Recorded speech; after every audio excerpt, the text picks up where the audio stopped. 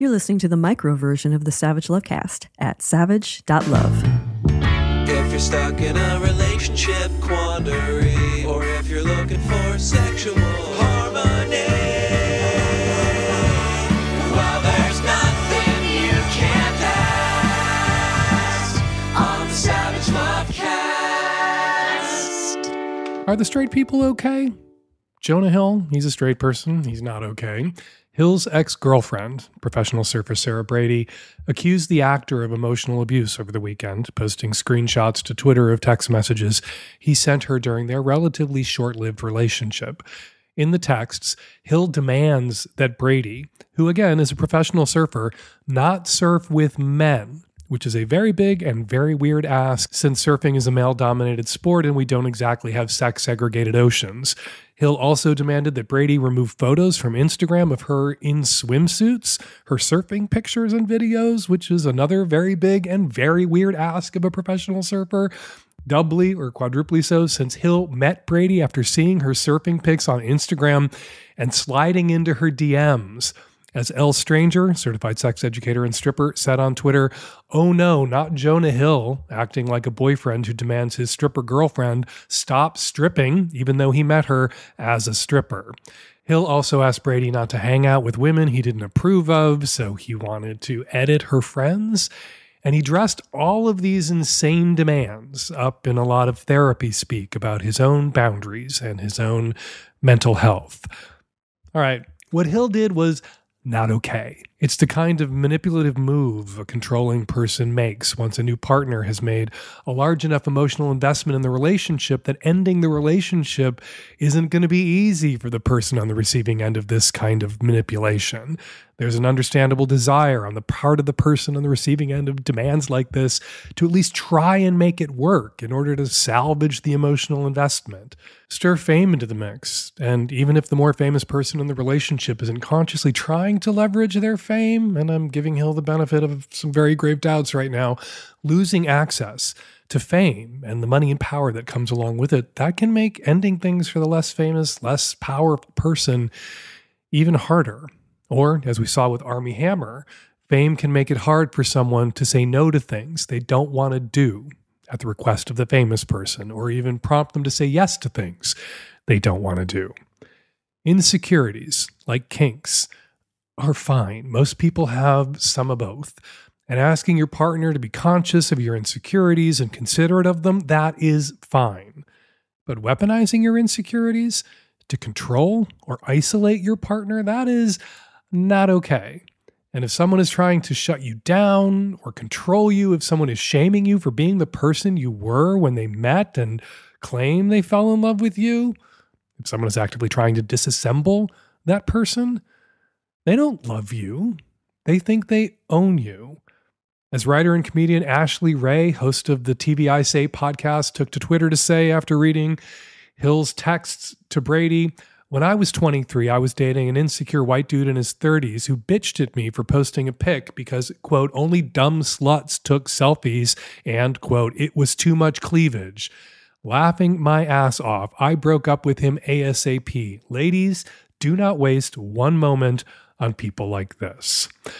Moving on to a straight person in America right now who is even less okay, I think, than Jonah Hill, Corey Richins. She's the Mormon mom who wrote a children's book about grief after her husband, Eric, tragically passed away, leaving her with 3 small children. Her book, Are You With Me?, is about a dead dad in heaven who's an angel now, and he has wings, and he's flying around watching over his children. Richins was recently charged with giving her dead angel husband his wings, not by ringing a bell, but by poisoning him. According to prosecutors, shortly before her husband's death, Richins Googled, "What is a lethal dose of fentanyl?" Richins' husband had 5 times the lethal dose in his system when he died. So Corey really wanted to make sure Eric got those wings. Corey Richins had also allegedly attempted to poison her husband before, once with a spiked drink, once with a spiked sandwich, and Eric knew it, or strongly suspected it. He warned his sister and his parents that if anything ever happened to him, his wife did it. But he stayed with his wife, kept the family together for the sake of the children. Now, I have recommended staying for the children in certain circumstances, like the circumstance of a loving, low-conflict marriage. But if you think your wife or your husband is trying to poison you, that advice does not apply. I doubt very much this particular dead Mormon dad, formerly of Utah, now of heaven with wings, was a listener of mine, so I don't think my advice killed Eric. But on the off chance there's a listener out there with kids who suspects their spouse may be trying to poison you, do not stay for the kids. Grab your kids and run. Use your legs or get your wings. And finally, Bill de Blasio, former mayor of New York City, and his wife, Chirlane McCray. Some people thought they weren't okay, or what they did last week wasn't okay. I disagree. The couple gave a joint interview to the New York Times about their marriage, which included the detail that McCray, who married de Blasio in 1994 and had 2 children with him, identified as a lesbian when de Blasio first began asking her out.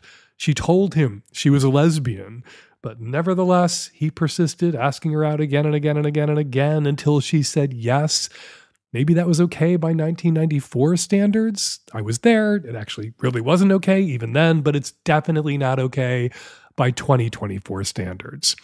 Anyway, the couple gave this joint interview to the New York Times about their decision to separate, but not divorce. And they're going to live together still in their brownstone in Brooklyn. And clearly, reading the interview, they still have a lot of affection for each other. But their marriage lacked, what went out of it was excitement.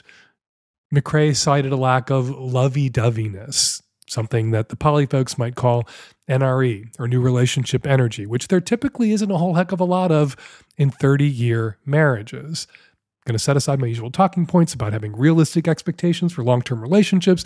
De Blasio and McCray were accused of oversharing. Why make a big deal about this? Why this attention-seeking behavior? Why run to the New York Times to give an interview when you're going to live together still and you're not going to get divorced? There are lots of married couples in New York, particularly married gay couples in New York and everywhere else, who live together and love each other, but fuck other people and date other people.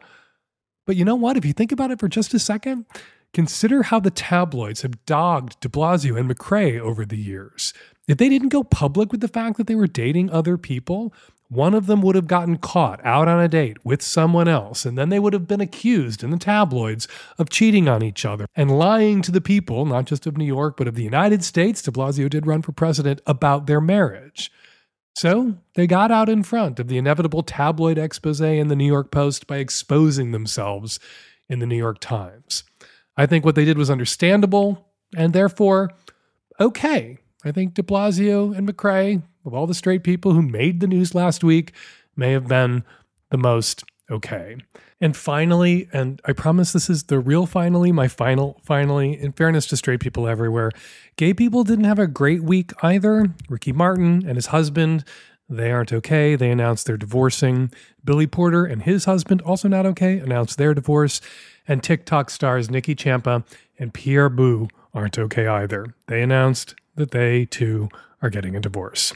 All right, a quick announcement before we get to the show. There will be no new episode of the Lovecast next week. We are taking a week off. That means it's a good time to catch up on old episodes you might have missed. Micro listeners, you have access to a whole year's worth of Savage Lovecast to catch up on. Magnum listeners, you have access to every podcast we've ever recorded since 2006. Also, for Magnum subs, we'll have a new episode of Sex and Politics for you on Thursday with journalist Helen Lewis from The Atlantic. We have a conversation about reactionary feminism. To subscribe to the Magnum Lovecast, go to savage.love. All right, coming up on today's show, tons of your Qs, lots of my As on the micro, and on the Magnum Savage Lovecast, Dr. Ashley Winter, urologist, returns to talk broke dicks, bent dicks, prostate glands, penis pumps, and more. All that coming up on today's show. Euphoria is an all-natural health and sexual wellness company with product lines using the power of plant actives and CBD to effectively enhance intimacy, sexual pleasure, daily well-being, and relief from discomfort. Get 20% off your first order by visiting euphoria.com/savage. This episode is brought to you by Beducated, the leading platform for pleasure-based sex education for adults. Go to beducated.com and use the code SAVAGE for an exclusive 40% off. This episode is brought to you by Helix Sleep, the best mattress for your individualized comfort. Right now, my listeners get 20% off all mattress orders and 2 free pillows. Go to helixsleep.com/savage. Hi, Dan. I'm a cis-married man in my 50s, and we recently opened up our relationship so that I can play at play parties and seek partners at those parties. And I've been talking to a new potential partner who I'll be seeing at an upcoming play party, and she told me that she was interested in a kink called sounding. I had no idea what that was, so I Googled it, and I was horrified. It's urethra play. I've never heard of this. Does that create any pleasure? It doesn't sound like it, but what's the appeal? Sounding is a medical procedure where a stainless steel metal rod is inserted into the urethra. What possible pleasure could a person derive from that? Well, it seems obvious to me that you're basically, it's like getting your dick pegged. It's taking the original insertion toy and inserting something into it. Now, sounding is a medical procedure. Sometimes men have to be sounded at the doctor's office by the doctor because scar tissue has built up in their urethra, and it can be painful to be sounded under those sorts of conditions or for that reason. But a stainless steel, not very wide around, if you Google it, you're going to see people who are getting sounds sunk into their dicks that are, as big around as somebody's pinky finger. That's like thinking every dick you're going to encounter in the wild is as big as the biggest dicks you're going to see in porn. Porn leans toward extremes. Sounds come in all different circumferences, all different sizes, all different thicknesses, and a thin stainless steel sound isn't going to cause you much pain. And some men find that when a sound is allowed to sink into their dick, and that's a part of sounding that if you watched porn that you don't understand, the sound, when it comes to sounding play, it's not forced. The erect dick is held up. The stainless steel rod is placed at the meatus, the opening in the glands of the penis, and it's lubricated. And if somebody's aroused, of course, their urethra is lubricating itself, and it's just through gravity allowed to very slowly sink into the dick. There's no force deployed. It's not jammed down there. And eventually, if it sinks deep enough, it will wind up stimulating the prostate from the inside. That's what's in it for people who enjoy it. The mind fuck, if you are somebody with a penis, of having your penis penetrated, if you are the person, this woman who's going to this play party, the mind fuck of getting to penetrate a penis as opposed to being expected to be penetrated by a penis, what's in it for people who are into it? If you just think about that, seems obvious. And once you know that play, sounding for play, as opposed to sounding as a medical treatment to open up scar tissue that's built up in a urethra, is painless. And if you begin to experiment with sounds and only use medical stainless steel sounds, don't do this with a number 2 fucking pencil. If there's pain, immediately stop. But once you've experienced it and seen that there's no pain involved necessarily, and the symbolism of it can be so erotic and heady, particularly I think for opposite sex couples who are kinky, where a woman is doing it to a man, yeah. You don't have to think about it very long and hard to identify for the people that sounding appeals to what is appealing about sounding. Hi Dan, Nancy in the Tech Savvy at-risk youth. I'm a 25-year-old bisexual cis female living in the Pacific Northwest, and I was wondering if you had any guidance about how and when to approach the topic of living with chronic illness with a new dating partner. I'm going to preface this a little bit by saying that I have very little romantic dating experience. Almost all of my relationships have been in a friends with benefits context, and so I feel a little bit like I'm flying blind here. I do live with chronic pain and chronic illness, and it can take up a not insignificant amount of time, money, and resources so that I can engage with the world in the way that I want to. I am capable of managing it fully independently, and honestly, most importantly, I'm not ashamed of having chronic pain or chronic illness. I do see it as a lens in which I see the world through in a way that I have to interact with the world through, but I don't find it as a piece of my own core identity, and I don't want to introduce myself exclusively through that as my diagnosis. It is important for me to have a partner who's at least willing to understand and learn about the realities of what it means for me to live with chronic illness.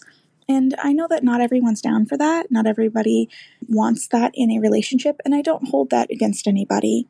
But if that's how they feel, then I would like to be able to go my own way, and they go theirs earlier in the relationship to kind of save everyone some pain there. On the other hand, I don't want to, for lack of a better term, introduce myself as broken. And I don't want to do the thing that I've seen other people do where they just kind of throw all their shit on the table and is like, this is me, can you handle it? Because that's not really a healthy way to interact with another person. But this is going to be something that is always part of my life and something that can affect my, social life, my sex life, and, everything in between. So if you have any pointers about kind of when I should introduce this in dating, how I should do it, if there's anything I should highlight first or bring up first, especially when communicating with someone who does not have any personal life experience with chronic illness, that would be incredibly appreciated because I don't really know what I'm doing right now. It's just about finding the balance. You're absolutely right. Yeah, it can spook people if you throw a bunch of your baggage on the table on the first date before the appetizer comes, before you've demonstrated to them that you can hold a conversation and hang out a little bit and you're a pleasant person to pass some time with. If you throw your baggage out around your family history, a history of abuse, a history of, all your kinks, it can be positive things too. If you just dump on someone right away, even someone who might be down, open to dating you, have their own baggage, may withdraw because it seems like too much too soon. It speaks to a kind of emotional, not intelligence, but a kind of emotional denseness, because nobody wants all that shit, whatever that shit might be, even if they have shit of their own, dumped on them on the first date during those first interactions. But I think there's a good rule of thumb around date 3 or 4. If you go out with somebody and you have a good time, and then you go out with them again and you have a good time, and then you go out with them a third time and you have a good time, around date number 3 or 4, to say to them, hey, obviously we're clicking. I'd like to keep seeing you. You'd like to keep seeing me. I feel like, you should know I have a chronic illness, or you should know X, Y, or Z, whatever X, Y, or Z might be. And then you got to be zen. And it sounds like you have the emotional intelligence to be zen. Not everyone is going to be down. Not everyone's going to have the emotional resources or emotional strength, or not everyone's going to think they have the emotional resources, emotional strength to have a partner with a chronic illness. And if those people walk away, all right, well, sorting hat moment, they needed to walk away. They weren't the right person for you. And what did you lose? Well, you guessed wrong. You were on date 3. You thought maybe they were somebody that you could continue to see. You guessed wrong, but you had 3 pleasant interactions, 3 pleasant dates with somebody, and you can go on to have 3 pleasant dates, 3 pleasant interactions with somebody else.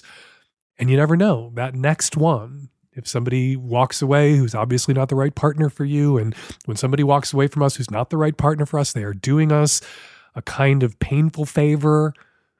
The next one may say to you, I have a chronic illness too. May say to you, my family, my mom had a chronic illness.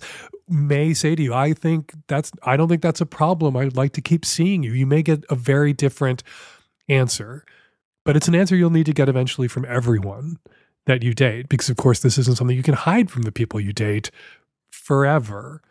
And again, you got to find that balance where you haven't made too large of an emotional investment. You haven't let it go on so long that the other person has made a large emotional investment in you. That can feel manipulative, and you want to protect yourself so that if somebody can't handle this about you, they've exited your life before you are head over heels in love with them. When the rejection, that favor at that stage, as painful as it might be, won't be for you devastating.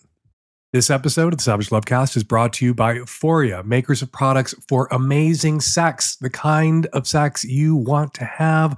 products including arousal oil, clean lube, bath salts, and suppositories. People are literally saying things like this about Foria's products. This is a quote. I had a 3-minute orgasm and then a 5-minute orgasm and felt like I was surfing in a perpetual wave pool of pleasure. And another quote, we use Awaken, and when she gets on top, we both come so hard that we see sounds and hear colors. And it doesn't hurt when GQ calls you the best sex product of the year, and Shape says you are the best invention since the vibrator. Now, this is a little personal, but Terry and I tried the suppository, and leave it to Foria to make suppositories sexy. They did it. I'm not sure what they put in there. I know there's CBD at least, but they have some serious love potion energy. So yeah, you have my permission to try this. I fully endorse you to go ahead and treat yourself to more, deeper, fuller pleasure wherever you can find it as often as possible. And you can start with a bottle of Foria. Foria is offering a special deal for our listeners. Get 20% off your first order by visiting www.foriawellness.com/savage or use the code SAVAGE at checkout. That's FORIA wellness.com/savage for 20% off your first order. I recommend trying their Awaken Arousal Oil and Sex Oil. You'll thank me later. Hi, Dan and everyone. I'm a 55-year-old female who's been having anal sex for 6 months for the first time at this late age. It's been going well. I can even come from it. It's crazy. Anyway, I was reading online, a young woman, said that she felt looser after having sex. And her doctor said that's just a consequence. It will never go back to as tight as it was. And if she doesn't like that, she should stop doing it. I was wondering, is this true, or is this just a particularly sex-negative, puritanical doctor? I figure gay men have been having anal sex since time immemorial, and straight people too. How much truth is there to this? Years ago, I got a question at Savage Love when I was just a humble advice columnist before I was a sex advice podcaster, when it was just me in the column. I got a question, or really an accusation, from a homophobe telling me that I would one day be incontinent, that all gay men become incontinent in time. And God, I tried to find this column online. I don't think it's one of the Savage Loves that's online. It's from the few years at the beginning of Savage Love. Those are not on the internet currently. I called a bunch of pharmacies in the Castro district in San Francisco to ask them how many packages of adult diapers they go through in any given week. And then I called pharmacies, drugstores in not gay zip codes, not gay neighborhoods. And then, controlling for population size and doing some math, and you all know how good at math I am, was able to show that adult diapers didn't sell at a faster clip in a gay neighborhood. If anything, pharmacies in gay neighborhoods went through fewer adult diapers per capita than pharmacies in not gay neighborhoods. You wouldn't expect that to be true. If tons of anal sex led to anal incontinence, basically the pharmacy in the gay neighborhood would be all adult diapers. Now, maybe if I wanted to do that same reporting today, the data set might get a little fucked up because diapers apparently are increasingly popular as a kink, which I don't understand, but your kink is not my kink, but your kink is okay. All right, we're really far afield from your question. Congratulations, you're 55 years old and you're having some brand new peak sexual experiences. That's something I want to highlight for all the people out there who are listening, who are in their late teens or 20s or 30s, who think peak sexual experiences are for people in their late teens, 20s, and 30s. You are here from the future, from the 50-something future, to tell them that you can have new, fun, amazing, orgasmic sexual experiences in your 50s. I would say the same. I have had peak sexual experiences, new peaks, new mountaintops I've reached in my 50s too. All right, you're having anal sex. It's making you come. You're really enjoying it. You're noticing that you're a little bit looser. Well, yeah, you would be a little bit looser in the wake of anal intercourse when you learn to enjoy anal intercourse, anal penetration. A big part of that, 90% of it, as the bottom who's being penetrated, is learning to relax. And once you begin to trust that anal can feel pleasurable, you'll have a little less of a fear response. Once you begin to trust that when you're good to go and clean and there's not going to be a mess down there, you're less tense and you're able to relax that muscle. When you're done, yeah, you're going to be a little relaxed for a little bit. But as Dr. Carlton Thomas, gastroenterologist who was recently on the show, pointed out, those muscles, they tend to revert to norm.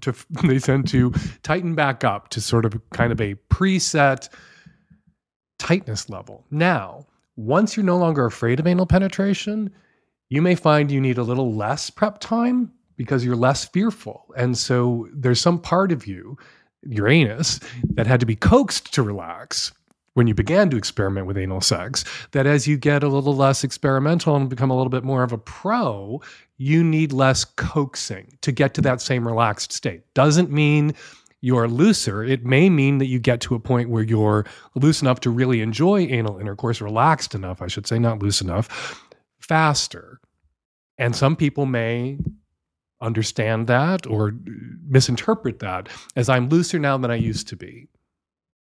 And of course, learning how to control and relax means that there may be other times when you can relax now at will, that you develop a kind of muscle memory for anal relaxation that you didn't have before you began to experiment with anal penetration and anal pleasure. And again, you may misinterpret that as looseness.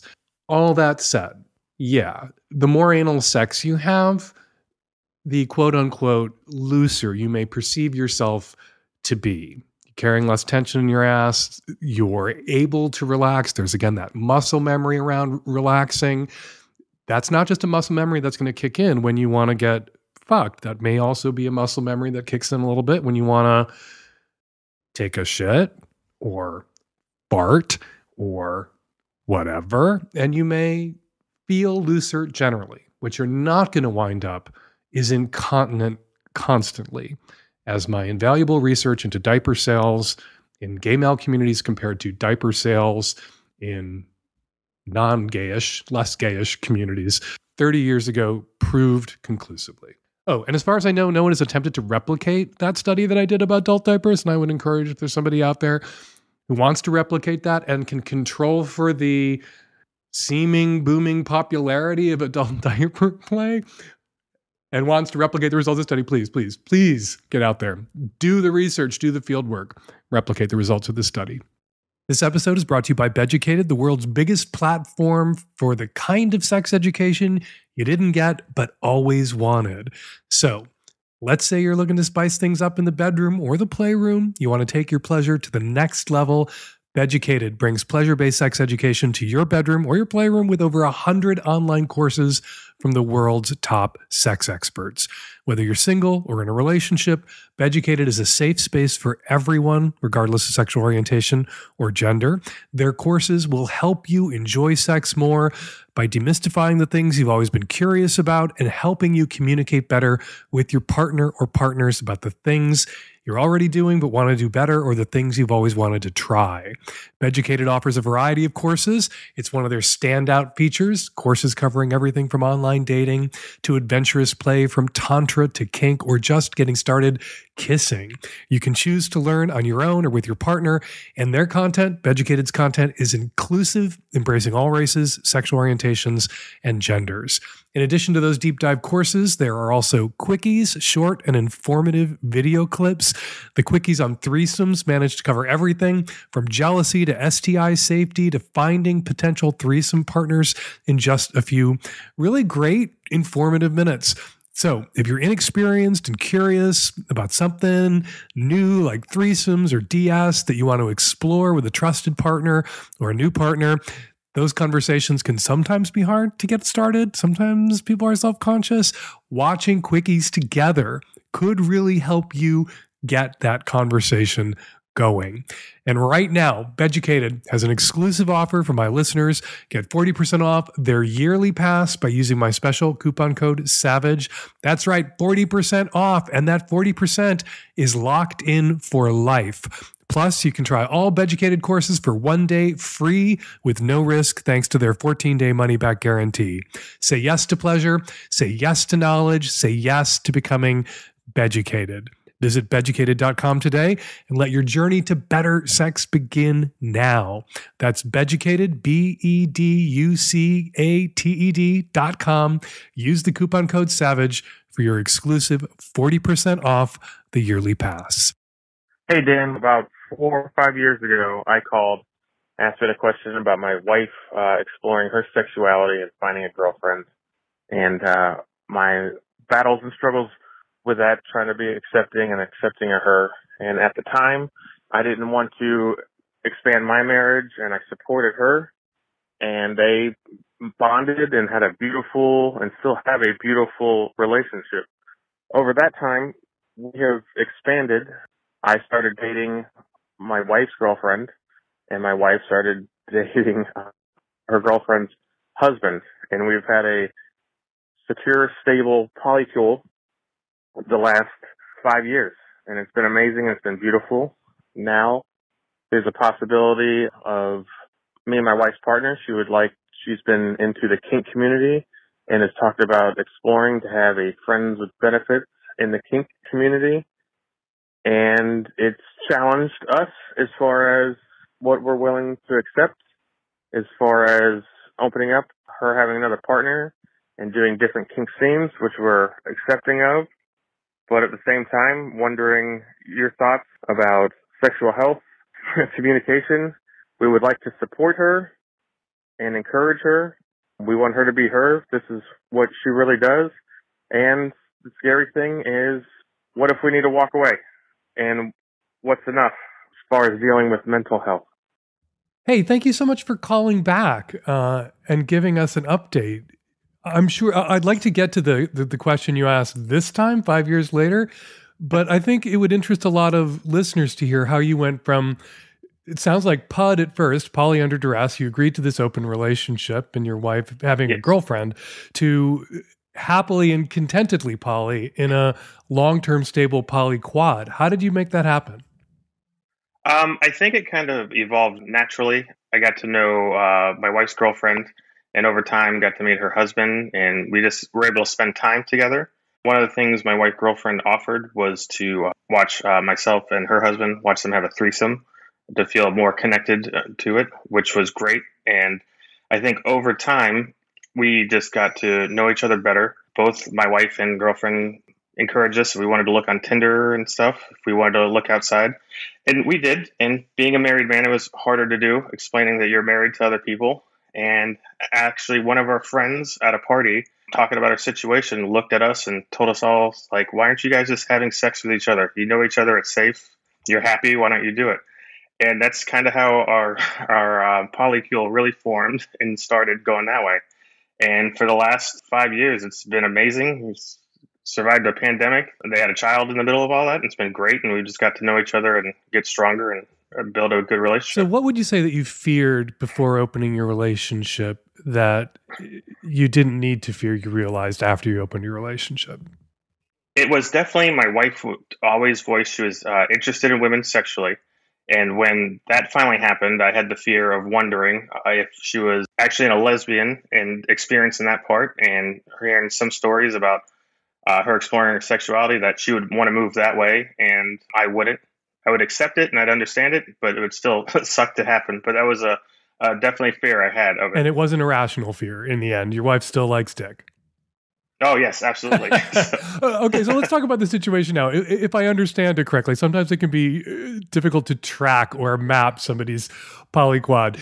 You and your wife, your girlfriend, would like to explore S&M with an outside partner. So neither her husband nor either of you. There's somebody else she'd like to explore kink with. Yeah, my girlfriend. We got stronger over S&M and kink, and our relationship got more intense that way. And she has been exploring the kink community deeper, and has met a person before and had a connection with. And it's a possibility. It's been changing. There's been a lot of communication. But I guess me getting used to it or understanding it being a secondary partner, I guess I have that fear that potentially I could be left behind. And that's a fear everybody has. You said, Right. What if we need to walk away? What's enough? Those are questions that people in closed monogamous relationships confront all the time. Right. It can be, I think, I don't want to minimize the reality of that fear can be, I think, a bit more present in an open relationship where it's not just a hypothetical that your partner might be getting with somebody else, but a reality that your partner is getting with somebody else. When it comes to exploring kink, though, if the concern is sexual health, not that they're going to have perhaps new relationship energy with somebody else, which is a real possibility, but sexual health, you've been a closed polyquad for years now. I assume you guys didn't all use condoms with each other for that whole time. You were all fluid bonded. And now if your girlfriend starts having sex with somebody else outside the relationship, that introduces risk in a way that you guys had controlled for risk in the past. That's the health concern. Yes. But is she interested in sex and kink together with an outside partner, or just exploring kink play, BDSM? Because when it comes to kink and S&M, opening a relationship when all someone interested in is vanilla sex means opening it to vanilla sex. If it's kink, you can open it to kink without necessarily opening it to the risks that would be inherent in, sexual intercourse with other people. No, absolutely. And the more I learn about kink, the more I understand this better. I think that possibility, that the option for her is there, which I think makes her feel good. It could be there if she wanted to, and there was a strong enough connection with someone to explore just outside of just like impact play and going into possible sexual contact. Right now, she's saying she feels good exploring that stuff with me, but it's nice to have that avenue in case she wanted to, and how we would get there. But in case she wanted to what? Do bondage or kink or impact play with somebody else, or she wanted to do all of that plus intercourse with somebody else? I think all of that plus intercourse possibly, yeah. Okay, well, I think it would be a reasonable, you guys are a polyquad, you're all fluid bonded. It's not that you all get a vote. Ultimately, she gets to make her own decisions, and then you guys have to make your decisions, which might include walking away or reintroducing condoms in that relationship. Right. It's about the degree of risk you're comfortable accepting so that your partner can feel fulfilled sexually, can self-actualize. And it seems to me there's I'm going to call it a baby step. So I guess it's like a jumbo shrimp. It's not a huge baby step, but there's a significant step in between that's open to you guys because of the kink factor here, which is saying, okay, for now, to doing kink with somebody else in the context of a play party or a scene, but we're still talking about whether we're comfortable with intercourse, so that your partner who would like to explore kink with somebody else can do that. And maybe out of deference to your feelings, the quad's safety, for now it's just kink. But you can continue to have conversations, particularly if she identifies then someone that she would like to be sexually intimate with as well as doing kink with. Then it wouldn't be some nameless, faceless other. It would be a specific person, and whether you'd be comfortable with that person. Basically joining your quintuple fluid bond circumstance perhaps at that point. Or using condoms with that person while still maintaining the fluid bond between the four. Right. That's where we're at right now. And we've been having ongoing discussions here and there about it. And I think what you just said is one thing that's helped me when we opened up, my wife got together with her husband, was that I felt a connection and there was friendship and I felt safe, and it was easier to go that avenue as opposed to what you said, like a nameless, faceless person. So what does your partner want? Do they want the freedom to fuck around at kink parties with randos, or do they want the freedom? They want to find one other person to explore kink with, but also with sex at some point? At one time, it was the possibility of exploring if they wanted to. With randos or with one person? One person they would have a connection with, not a random connection, but just over time and evolving and talking, a lot of the things that I wanted to do, she wants to do. So we're going that avenue together, but also giving the freedom and doing it safely. If someone was to come up and there was a connection, how to explore that. The kink I'm accepting to with the negotiations and understanding safe, I get that. The sex impacts everyone as far as a health standpoint. So, if I was talking to her, what I would say to her is, there's the quad that you're in, there are your three partners, and then there's the possibility of intercourse with other people. Is the intercourse with other people worth upsetting the apple cart of the quad? Yes. And that's a decision that she's going to ultimately have to make for herself. And then Right. you're all going to have to make your own decision about your comfort levels, whether to stay in this relationship, whether to reintroduce condoms. But I think that's a conversation that you could game it out now, how you might react. But I think you should wait until there's a specific person that you would like to play with. And hopefully this isn't something that she would do ever on impulse. This is something she would do very thoughtfully and intentionally. Right. And there would be a conversation in advance of her wanting to go to that next level with somebody she's done some kink with already. Right. She's been very forward as far as she wants everyone's acceptance. It'd be a talk that wouldn't be impulsive. It would include us. It wouldn't just be done, which I appreciate and respect greatly. I understand why you're anxious and maybe wanting to think this through and game it out now. But my advice is to you to hang in there and wait and see where this goes. And if it's somebody that you're comfortable with, if they use condoms, there's going to be some degree of risk there for the skin-to-skin sexually transmitted infections, but very low risk for, the big scary ones. And, for people who've all had multiple sex partners have probably been exposed already to the skin-to-skin sexually transmittable infections. Right. And I think that's when you make the decision. But, a quad that's lasted this long and gotten through so much, the birth of children, the pandemic. Right. I would, if I were in your shoes, and I've been in your shoes, I would try to find a way to maintain the quad while making it possible for this woman, your girlfriend, to have this other experience with another person that she would like to have in a way that everyone feels safe. Right. That's as safe as everyone can feel. That is my goal if it comes to that, and trying to be accepting and understanding and allow her enough freedom to do what she needs and everyone still feel safe. This episode is brought to you by Helix Sleep, the makers of My Mattress and the makers of Your Next Mattress. Helix Sleep is a premium mattress brand that provides tailored mattresses based on your unique sleep preferences. The Helix Sleep lineup offers 14 unique mattresses, including a new collection of 6 luxury models called Helix Elite. These mattresses are loaded up with super high-tech features like a built-in cooling cover, comfort layers tailored to sleeping position support, and edge reinforcement. And every Helix Elite mattress comes with a 15-year manufacturer's warranty and the same 100-night trial as the rest of Helix mattresses. Take the Helix Sleep Quiz now to find your perfect mattress in under 2 minutes, and your personalized mattress will be shipped straight to your door free of charge. For that 100-night trial, you get to try out your new Helix mattress, see how your body adjusts, and if you decide it's not the best fit for you, you are welcome to return it for a full refund. Right now, Helix is offering 20% off all mattress orders and 2 free pillows for my listeners. Go to helixsleep.com/savage for 20% off. This is their best offer yet. It won't last long. Go to Helix. Go now. With Helix, better sleep starts now. Hi, Dan. I am a relatively new listener from Canada, and I'm calling to get some advice on my open relationship with my boyfriend of almost 5 years. We have an amazing relationship. We love each other deeply. We have amazing, hot sex. However, a semi-frequent point of contention is that my boyfriend wants to top, and I just don't want to bottom. It's not something that doesn't really bring me joy or pleasure the same way topping does. And in the handful of times that I've bottomed, it just doesn't seem to work well for me.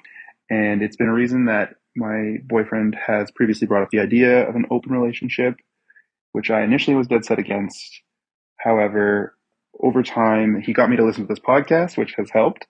And I think the real catalyst was he moved away almost a year ago for work across Canada to a different city. So now we're long distance at the moment. And I think it just started to make sense that an open relationship would work for us because I'm horny, he's horny, and it just made sense. And it's been great, actually. It's been a lot of fun. It's been really hot to have these new encounters. And one of the rules that we have in this relationship, open relationship, is that we tell each other everything. We tell each other about the encounter and what happened, which is kind of fun and hot to hear about what my boyfriend has been up to. And also it's really good, I think, to have that open line of communication to help try and avoid any issues of jealousy or anything like that. One thing, though, that has been bugging me is that since this open relationship has started, my boyfriend has only bottomed in all of his encounters that he's described to me. He hasn't topped once, and I don't know why, but it bugs me. It bugs me because the initial reason for the open relationship was that he wanted to top, and now all he's done is bottom. Am I being selfish by thinking this way? When I talk to him about it, he says that it has nothing to do with me or anything, it's just the way his encounters have worked out. And I guess I just feel this little sense of insecurity that I can't quite pinpoint where it's coming from. Should this bother me, or should I just get over myself and enjoy the open relationship? I'm going to be moving out to this new city with him soon, and at that point, I guess we'll be exploring a different aspect of the open relationship, being together in the same city. So who knows what that will bring.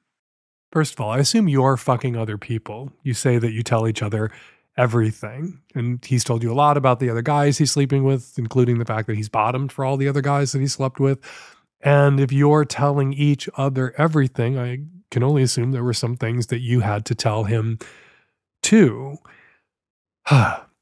That said, your feeling of insecurity, I don't think stems from the fact that your boyfriend is fucking other people as you are fucking other people, but from this sense that you have that your boyfriend may not have been consciously or subconsciously fully honest with you when you initiated or he initiated these conversations about opening up the relationship. What he told you when you first began to discuss opening up the relationship was that there was something he wasn't getting from you, couldn't do with you, that he missed and wanted to experience and wanted to do, and that was topping. You are exclusively a top in your relationship with him. He's verse. Now, since your boyfriend has felt free enough to be honest with you about what he's actually doing with these other guys, I can only assume that when you had this conversation about opening the relationship, it wasn't with the caveat, there wasn't a ground rule that you can only do X with other guys. You are my bottom only. And when you're with other guys, you can top, but you can't bottom. You didn't establish that ground rule. I don't think this is, a technicality where your boyfriend gets out of jail free here. You have to revisit that initial conversation you had about opening the relationship, because it was your understanding that it was for him to go top, not for him to go bottom. And you maybe attached some meaning or importance to topping. You wanted that to be something that you got to do for him only, or you wanted the sex he had with other guys to be sex he couldn't have with you only. And that's sometimes a ground rule that people establish when they open their relationships initially, sometimes permanently, that some things are ruled out. Some things are for the couple, the primary original couple only. You didn't do that explicitly. You assumed perhaps that that would be the case, that his experiences with other men would be him topping other guys and continuing to bottom for you. But yeah. I wonder what was going on in your boyfriend's head. I wonder if he was telling you the truth, that he wanted to top, therefore wanted to open the relationship, or if that was what he felt was most expeditious, the most expeditious thing to say, the thing that if he said that you would have to concede that since you couldn't bottom and you didn't want him to feel deprived of getting to top for the rest of his life, that you would have to agree to open the relationship. And I could see why, if you feel it might be the latter, that you would have something to talk about with your boyfriend and process with your boyfriend. You got to ask yourself, though, is this okay? Even if your boyfriend only wanted to take more dick, and this is how you guys got there, with your boyfriend not being, I want to say consciously or subconsciously again, because I don't think necessarily your boyfriend behaved badly intentionally or consciously manipulated you, but the open relationship was sold to you as a fix for he wants to top. And clearly that's not what he wanted from his outside sexual encounters, considering that it's not what he's gotten out of any of his outside sexual encounters. If that's okay with you, it's not about renegotiating the terms of your open relationship, because this wasn't a condition or a term or a rule. It's about revisiting that conversation about why the relationship was opened in the first place. It wasn't so that he could dick guys down because he wanted more guys' dicks in him. Is that okay with you? Can you retroactively extend your permission consent agreement to encompass what it was that you both now know he actually wanted in the first place? The feeling of insecurity comes from a place where you feel your boyfriend wasn't honest with you. You can maybe put those feelings of insecurity to rest by getting honest with each other now in a way you weren't, or he wasn't able to be honest with you when you initially had those conversations about opening the relationship. All right, before we get to this week's listener response calls, I want to share a couple of comments left on last week's show at savage.love. Says Lazy Femme, I really appreciate all your writing and speaking on choking, Dan, and you sharing, again, Dr. Debbie Herbenik's research. I don't think most people actually know the risks involved with choking. It is a varsity level kink. To which Slow-Mo Pomo responds, I wonder if calling it a varsity level kink doesn't make it sound attractive to people who would like to think of themselves as on the varsity team. That is a really good point, Slow-Mo Pomo. I may retire varsity level kink in favor of some other designation that I will pull out of my ass later. Meanwhile, over on Instagram, the campsite rule came up. The campsite rule, of course, leave people in better shape than you found them. Octo Kraken responds, the campsite rule we were taught was take only photographs, leave only footprints. I strive to follow that in relationships too. Well, Octo Kraken, I prefer my campsite rule. Again, leave people in better shape than you found them. But I think your version works too in relationships, so long as you are exclusively dating exhibitionists with trampling fetishes.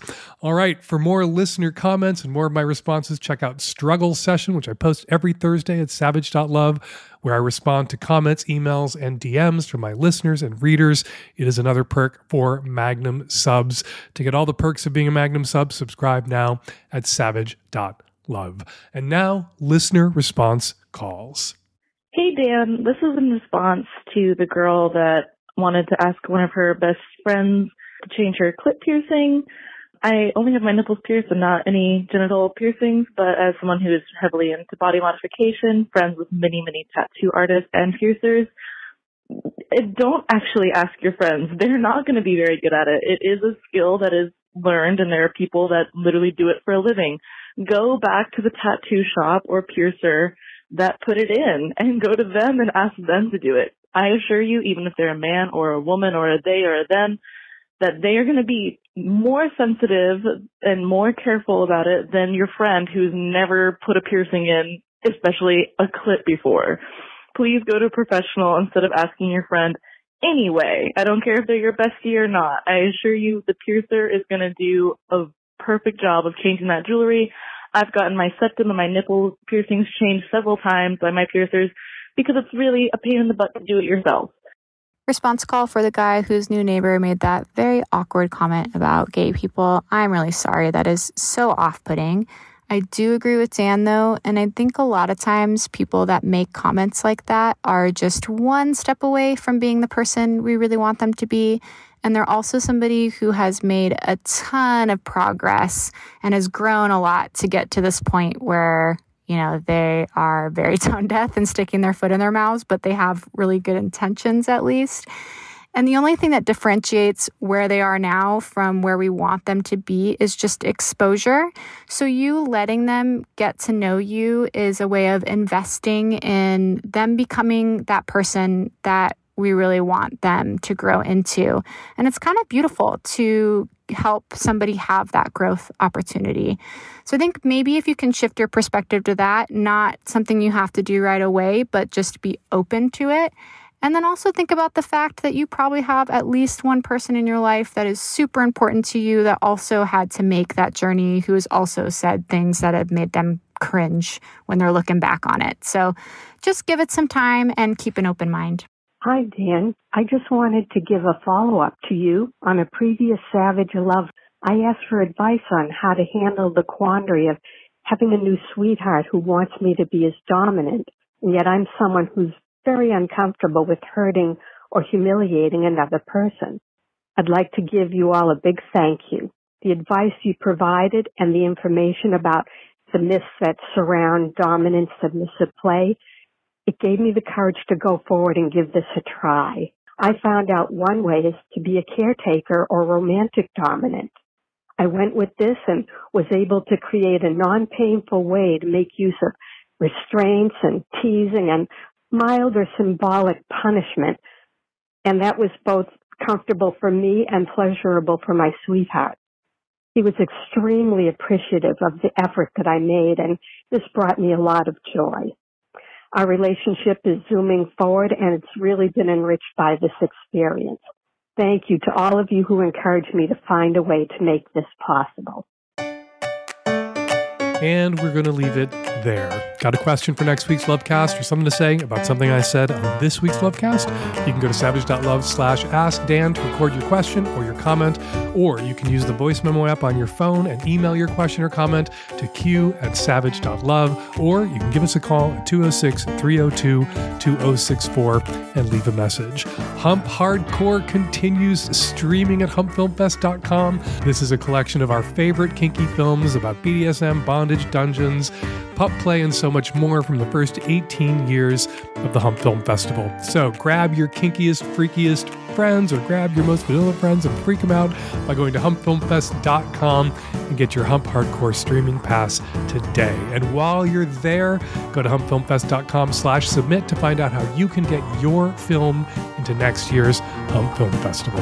Follow me on Instagram and Threads at Dan Savage. Follow me on Blue Sky at Dan Savage. And because Twitter is the last social media platform that allows sex workers and sex educators and porn stars and pro-doms and people who write and self-publish erotica to exist on their platform, I am still on Twitter in solidarity with my sex worker, porn star, et al. Friends at Fake Dan Savage. Follow Dr. Ashley Winter on Instagram and Threads and Blue Sky and Twitter at Ashley G. Winter. The Savage Lovecast is produced every week, except for next week. Again, we are taking next week off by Nancy Hartunian. And me and Nancy and the tech-savvy at-risk youth, we will all be back at you week after next with an all-new Savage Lovecast. Thank you for downloading.